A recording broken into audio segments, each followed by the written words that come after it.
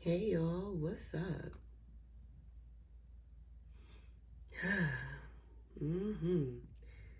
Back with another one.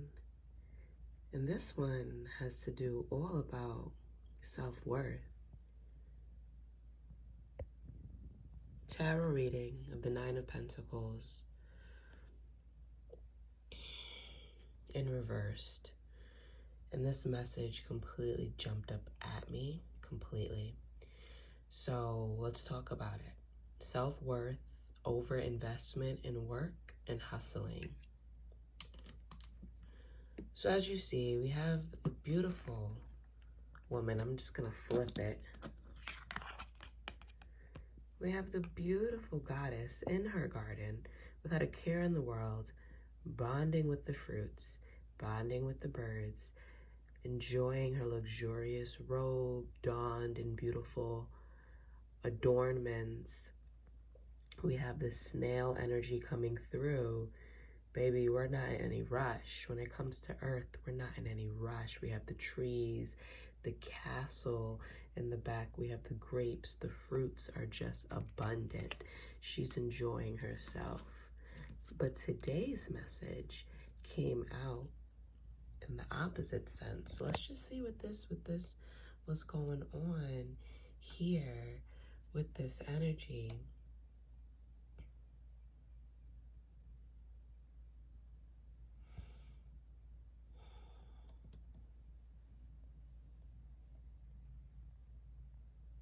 So the reverse Nine of Pentacles is all about self-worth.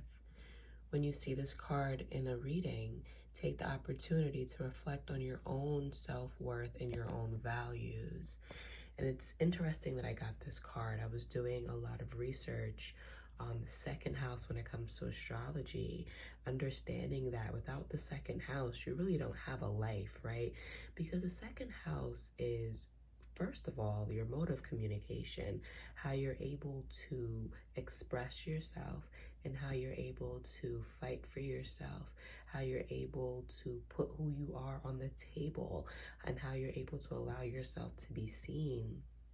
The second house also has to do with values, right? And values are different than just the regular liquid cash. Values is stuff that, you know, that at many times money can't buy it. Values is the type of abundance that transcends the physical reality. Values is the abundance that is in the etheric realms, the abundance that we see in the different layers of our aura, the different realms of life, is stuff that we call valuable. Values are things that are passed down from family member to family member, and you know that you would never sell it. It's important to know that when you would never sell your values, that's what makes it so much more valuable. When it's something that not many people can obtain, right? When it's something that many people probably can't attain in this current lifetime. So when we look into this reverse Nine of Pentacles, you know, sometimes you can be wondering if you are enough, whether your skills are valuable, whether, you know, you're charging high enough for what's going on in your life. You're charging high enough for the skills you're providing for people. Or if you're raising your self-esteem high enough to ensure that certain people will no longer be around you, right? If you're putting up these, I don't even want to bring it in the sense of putting up boundaries. But if you're raising your vibration, you're raising your value, many people will not be able to be around it. Just because you have raised it and you are now calling in people, calling in things, calling in assignments that is in this new alignment, right? So you wonder if you can attract the right services to yourself, you can attract the right people to yourself, you can attract the right environments to yourself. You may be undercharging for your services. If there's anyone that's doing business type stuff, you may be undercharging. You may be working for free when you can be charging a bit more. You may be accepting a lower salary. You deserve to be wealthy. in this life, but it's also important to understand what wealth means to you. So if wealth means to you just money, then hey, you may be undercharging. If wealth means to you time, like you to feel wealthy, you want to feel like you have more time to do the things you need to do, the things you want to do, hey, you may have to work less and cut back on some hours. It's whatever wealth means to you, right? So overall, this Nine of Pentacles is an energy of increasing your value, increasing yourself, whether it's getting a makeover, whether it's developing yourself personally, enhancing your career in some way, learning a new skill, enhancing your self-worth, slowing down. You are on the path of increasing this value. It is okay to indulge in life's luxuries. It is okay to understand that you will always be abundant and money is always flowing. I'm feeling like a lot of you that's maybe listening to this may have a tight grip with money, and the card that comes into mind is just the Four of Pentacles, that tight grip of money, and you're not letting it go.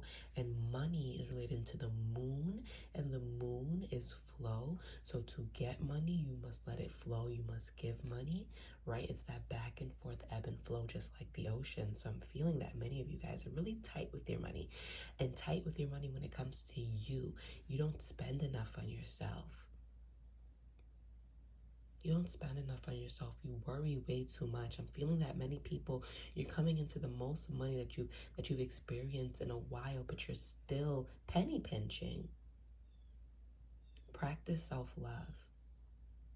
Know that you can indulge in life's luxuries, right? Because understand, when you indulge in yourself and you indulge in life luxuries, understand the energy you are feeling, and the feeling that comes from it is worthiness, love, royalty, and you want to ensure that you're always on that vibration. You have allowed yourself to be on this vibration, and you want to stay on this vibration, because the longer you can stay on this vibration, the more you can remember this vibration, the more you can call this vibration into your life. The higher chance this vibration wants to stay around you, the higher chance that you'll find people on the same authentic vibration, right? So if you find that you've been busy with the working and the hustling and you have no time to enjoy yourself, look into that, right? Understand that in the effort that you're putting in to build this wealth, this material wealth, you have to understand that you're missing out on the opportunity to enjoy your riches. So it's important to understand, what does true wealth mean to you? Where's the limit to the material wealth creation? At some point, you're going to have to stop to smell the roses, right? Remember what is truly important to you. Now may be a good time to retreat to a natural setting, to restore your energies and rejuvenate yourself, and for you to really get down and understand, like, okay, to me, wealth means that I'm able to buy my little things and boom, boom, boom. To me, wealth means spending more time out in nature. To me, wealth means spending more time being creative. To me, wealth means spending more time laying down. In this world where we're being shown material wealth, and material wealth is always being pushed in front of our eyes, and a lot of our ancestors do have issues and trauma with scarcity when they literally did not know where their next meal was coming from. I don't think in this day and age we really understand what scarcity means, right? I feel like a lot of us feel like scarcity means we can't get this Gucci bag, or, well, we can't do this and do that, and it's just like survival mode really means, like, I was watching the movie Bird Box. I know a lot of you guys have watched it before, and that movie really showed me what survival mode is. These people did not know when their next meal was coming out. They couldn't even see. They had to cover their eyes because whatever was going energetically in the air was not good for them. And they had to go scavenge and go into different homes to see if they can find food, and then go back.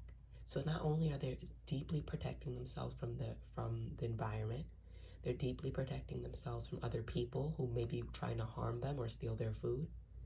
And then they're ensuring that they even have these nutrients and then they had kids, right? So it's like sometimes, I say all this to say, sometimes we think we're in survival mode and we actually have so much more comfortability than we would like to recognize. Survival mode is real, but is there any way that you can maybe align yourself with what you, if there's any way you can align yourself with all that you have and to truly see all that you have.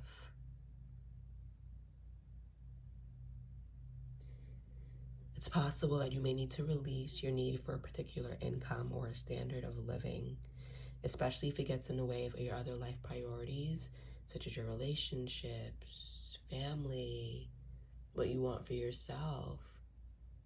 Sometimes we may think we need the best of everything, but all we really need is a lot of love around us. So don't be afraid to take it back a bit when it comes to your money.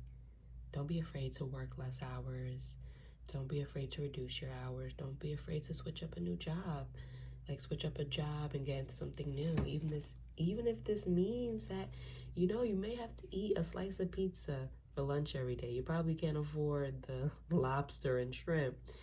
But I mean, is it worth it to you? Is lobster and shrimp more worth it to you than time doing the things that you love? Because if you're able to align your budget and you can eat the pizza, you know what I'm saying? Then you have more time to do what you love. But if true value and wealth to you means lobster and shrimp, then go ahead with your lobster and shrimp for lunch. We ain't judging. But this message is to help you guys align with what truly is your value, what's truly valuable to you. And listen, baby, we don't need a whole bunch of cards to get into something. This one card, every card holds such a beautiful message. Listen, your finances may need to come second. And while you need at least, and while it is important for you to put food on the table and do what you need to do, explore your other options and how you may be able to cut back and reduce your dependence on material wealth. Because when you're able to reduce your dependence on material wealth, another life of wealth and abundance opens up for you. I'm not too sure about you guys, but I know another form of abundance is relationships, right?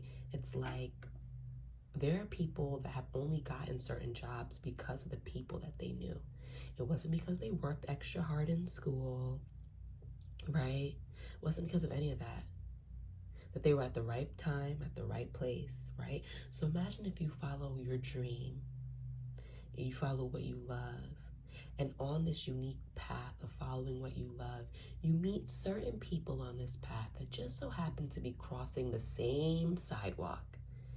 Right, so when we talk about the etheric path of life and the etherically energetic path you're walking on, and how that connects to the physical sidewalk you may be walking on, since you're going on your own path in life, and you cross paths with someone else that's going on their own unique etheric path, but in this physical reality, you physically cross paths at the grocery store, you physically cross paths at the park, you physically cross paths at a car dealership, at Michael's, at Dunkin' Donuts, who knows, right? You physically cross paths, and then boom, you have a connection.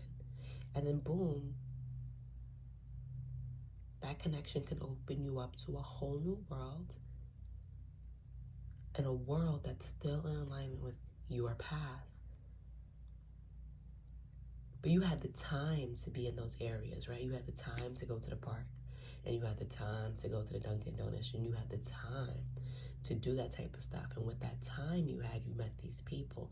So we say all this to say, there may be areas where you can cut back and reduce your dependence on material wealth, and how you can open up to see the wealth that is hidden and is present and is available to you in everyday life, that is not just liquid cash. What else do you value? What else do you call wealth? Take a step back from the grind Take a step back from the penny pinching. Allow money to come easily to you and easily through you to the next person, and watch how fast it comes back. Understand that you are worthy. You are worth it. You are worthy to receive.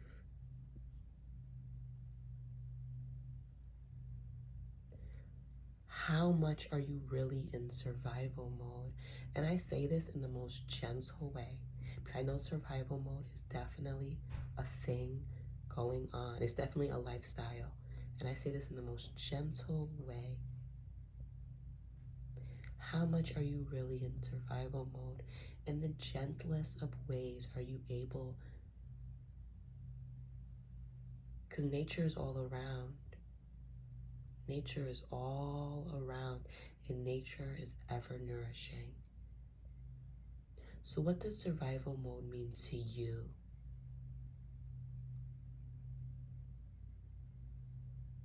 All right, y'all. Until next time.